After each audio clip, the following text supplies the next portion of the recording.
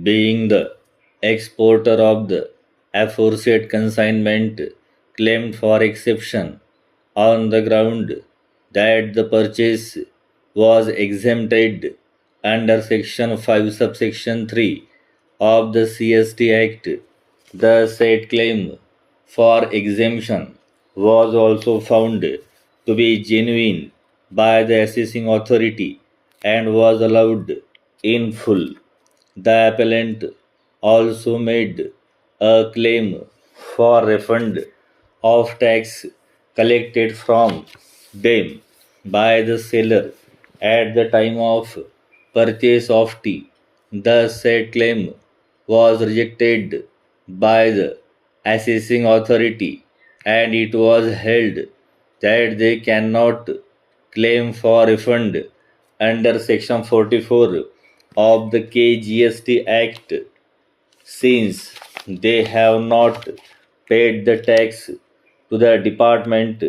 but it was the sellers who have paid the tax, and therefore, under the provisions of sections 44 of the KGST Act, the refund that could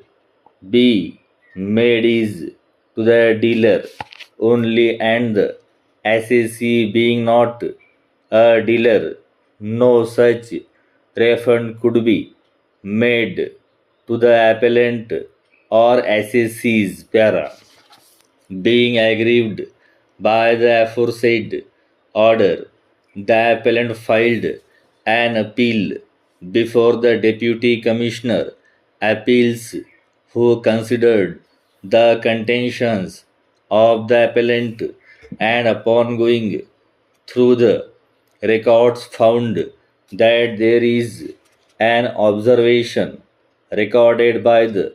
assessing authority that the export sales is pursuant to the prior contract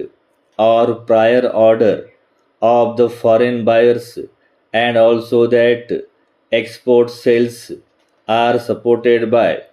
bill of lading, export invoices, etc. The appellant authority recorded the finding that the claim of exemption under Section 5, Subsection 3 of the CST Act is envisaged for the penultimate sales or purchase preceding the sale of purchase occasioning the export. However, with regard to the refund, it was noted that the goods purchased are taxable at the sale point, and hence the liability to pay tax is on the part of the seller. Accordingly, it was for the seller to prove that the sales are affected to an exporter in pursuance of prior contract or prior orders of the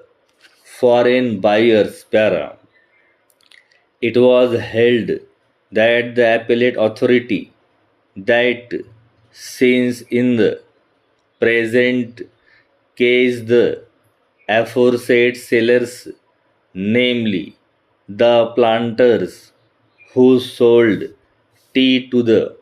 appellant and on whom the burden lies to prove before the assessing authority that his sale is for fulfilling an agreement or order of the foreign buyer had not satisfied those conditions of discharging his burden, so the